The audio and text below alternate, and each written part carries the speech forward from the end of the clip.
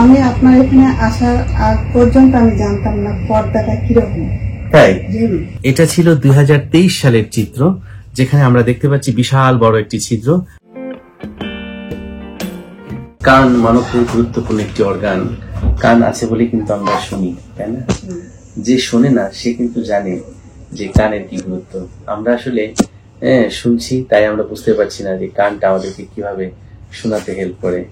যার কানে সমস্যা হয়েছে সে কিন্তু বুঝে, তাই না? তাই ব্যাপার। তো আমি একজন নাক কান গলার ডাক্তার হয়ে আসলে দেখতে পাই যে বাংলাদেশের কত মানুষ কানের সমস্যায় ভুগছে প্রতিদিন, প্রতিনিয়ত। কত যে আমি কানের সার্জারি করছি এটা আসলে বলে বোঝানো যাবে না। আমার এক বোন আছে পাশে বসা, 2023 সালে প্রথমে আসে, 23 সালে, আজকে প্রায় 2 বছর হয়ে গেল। তো উনি যখন আমার কাছে আসেন তখন তার কানের মধ্যে বেশ কিছু সমস্যা ছিল। আমি একটু জানতে চাই কি কি সমস্যায় তিনি ভুগেছিলেন। আপা, মনে আছে আপনার কানের মধ্যে কি কি সমস্যা হতো বাম কানে?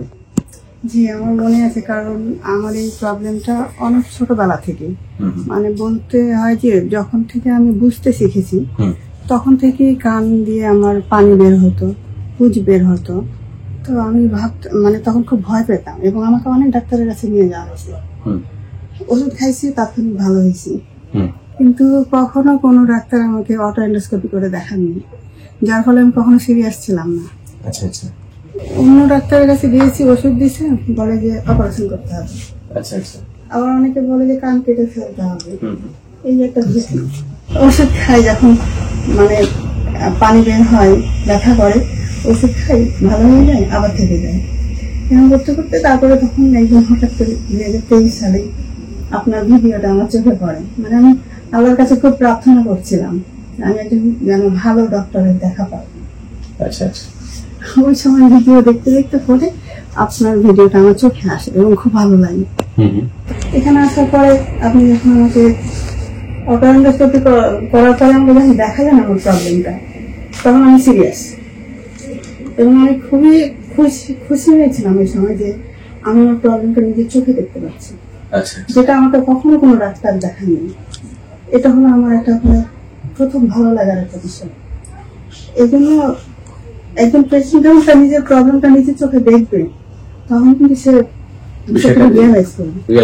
এখানে খুব ভালো একটি কথা তাহের আপা মেনশন করেছেন, যে আমি যখন নিজের চোখে দেখলাম তখন আমি সিরিয়াস হলাম। হয় কি যে নাকের ভেতরের অবস্থা, কানের ভেতরের অবস্থা, এটা কিন্তু নিজের চোখে দেখা যায় না।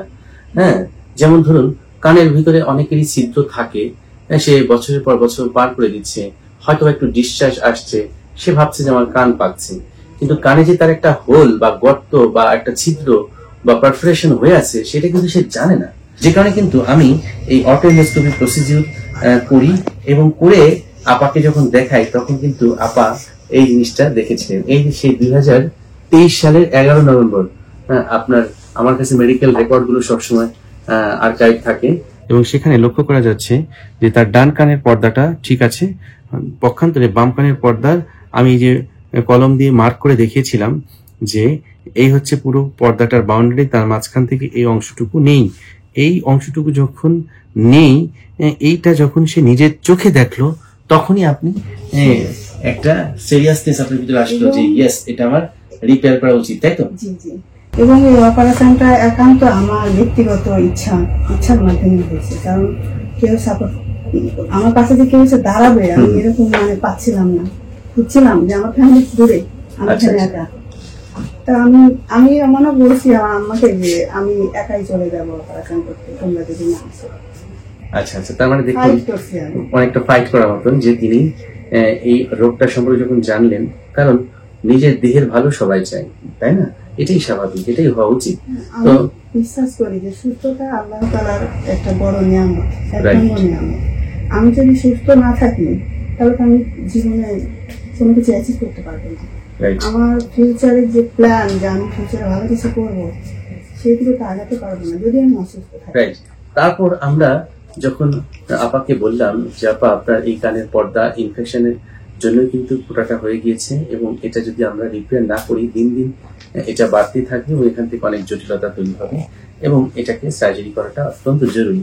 আর তখন তিনি সার্জারি করাতে সম্মতি জ্ঞাপন করেন এবং আমরা 2023 সালের 22 ডিসেম্বর তার অপারেশনটি সম্পূর্ণ করি এবং আমার কাছে মেডিকেল ফাইল রয়েছে কর্টিক্যাল মাস্টারেক্টমি টিম্প্যানোপ্লাস্টি 22/12/2023 এবং আজকে তিনি আমার চেম্বারে এসেছেন ফলো আপ করার জন্য কেমন আছে তার কানের ভেতরটা।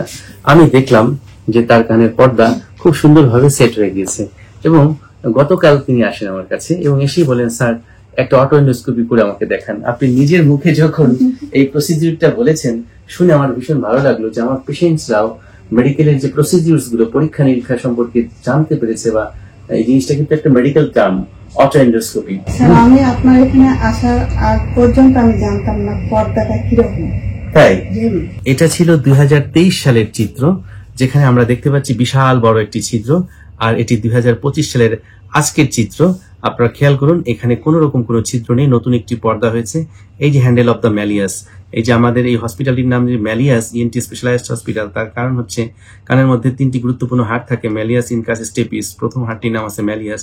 এটা সুদৃশ্য দেখা যাচ্ছে, কি সুন্দরভাবে জেগে উঠেছে।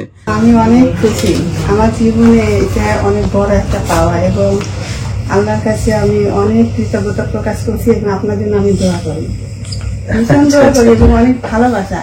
আচ্ছা আচ্ছা, না এটাই তো আমি চাই যে মানুষ সুস্থ হবে, মানুষের মধ্যে এই সম্পর্কটা থাকবে, ডক্টর পেশেন্টের মধ্যে এই বন্ডেজটা থাকবে। 23 সাল আর 25 সাল 2 বছরের মধ্যে কিন্তু আমাদের বন্ডেজ কোনোভাবে ব্রেক হয়নি, বরং সেটা বেড়েছে, তাই না? তো এই বন্ধনটা থাকবে সবসময়, সেটা আমি চাই। আপনার জন্য রইল অনেক অনেক দোয়া এবং ভালোবাসা।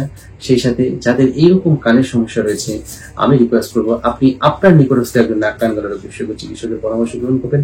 বাংলাদেশে এখন অনেক বিশেষজ্ঞ ডক্টর তৈরি হয়েছে, নাক কান গলার বিশেষজ্ঞ ডক্টর তৈরি হয়েছেন।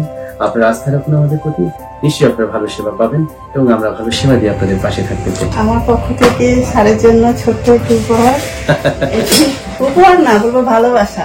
আচ্ছা আচ্ছা, মিষ্টি তাই তো? ভালোবাসা। না, সাকসেস স্টোরির পর একটা মিষ্টি মুখ থাকেই। Thank you so much for your sweets, and may Allah bless you.